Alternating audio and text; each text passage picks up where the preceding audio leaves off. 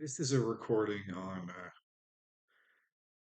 mutually accept delusion, where a delusion is mutual and it's shared delusion.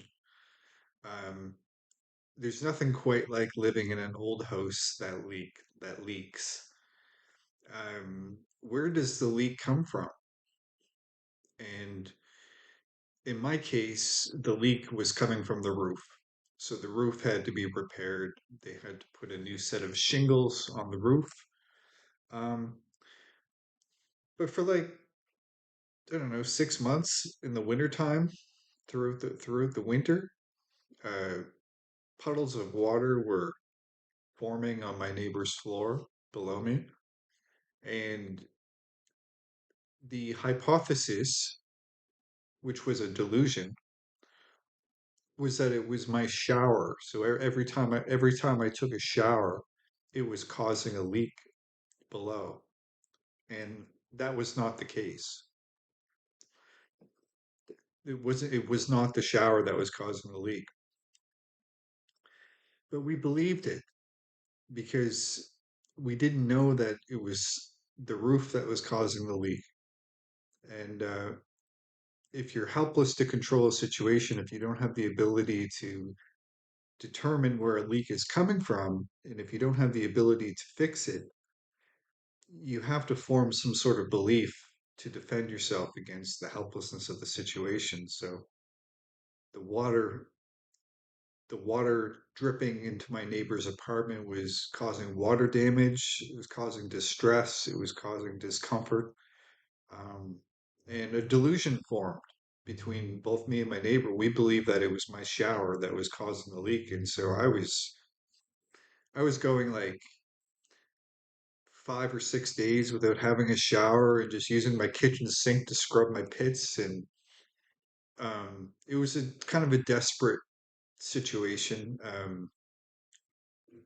A little bit like being in prison. Um,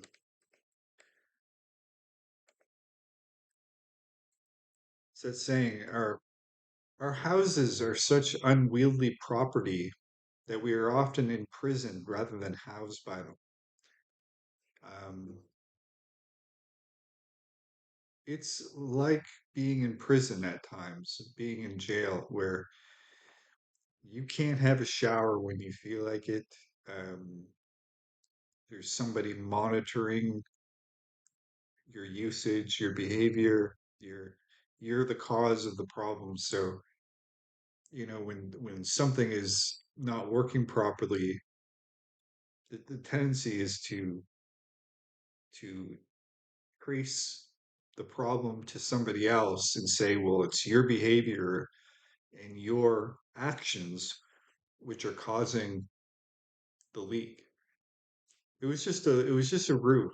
The roof was leaking. It was that simple. Um, they were reluctant or slow to fix it, but they eventually did.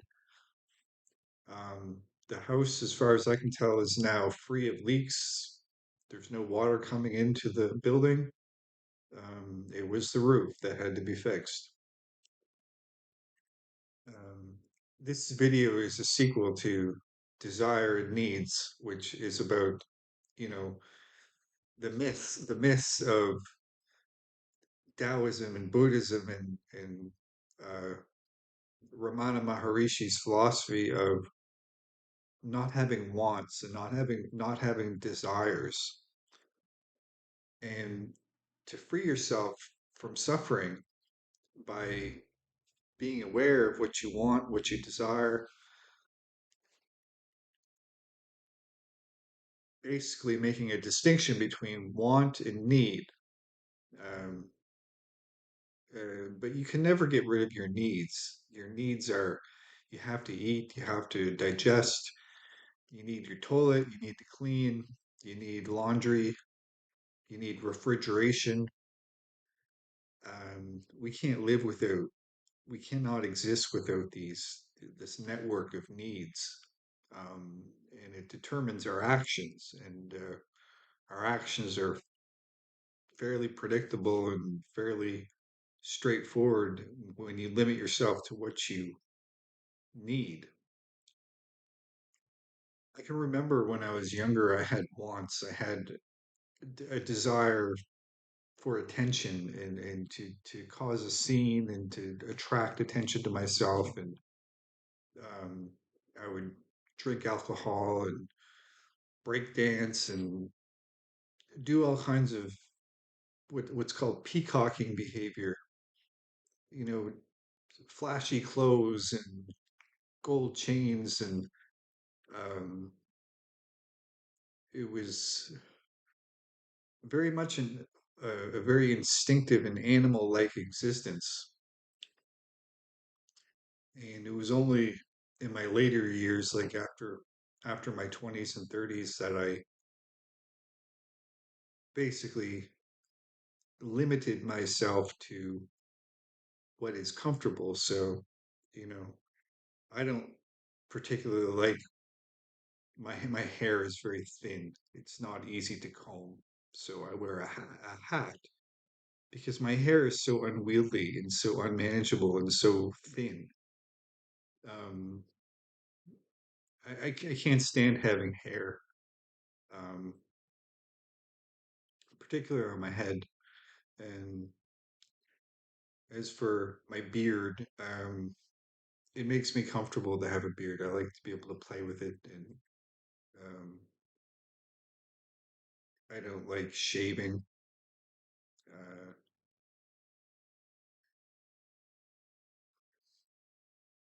I'm 44 years old, and my desires and wants are minimal, if not non-existent. And that leaves me with my needs, which is no small order. It's a tall order, having needs. That's why I don't have kids, and that's why I was always afraid to have children during the times where I had an opportunity to have children. I was always afraid because I knew how difficult it was to to exist and how much suffering there was. And I had no illusions that having children would fill that hole, that void. So this is a follow-up to my previous video on desire and needs. It wasn't the bathroom, it wasn't the shower that was leaking, it was the roof.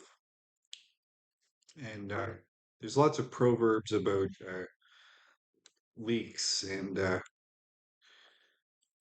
one of them is I'll leave you with a proverb.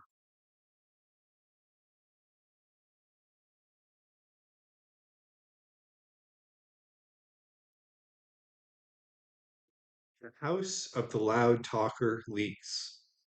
It's an African proverb. So people who are loud talkers usually have leaky houses because loud talkers are not diligent, and they aren't attentive, and is skillful is somebody who knows how to keep their mouth shut and work.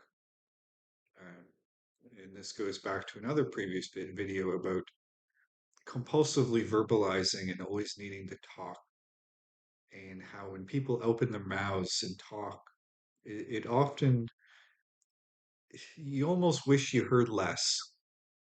That's the feeling I get when I listen to people, is often young people, is like, I really wish I heard less from you.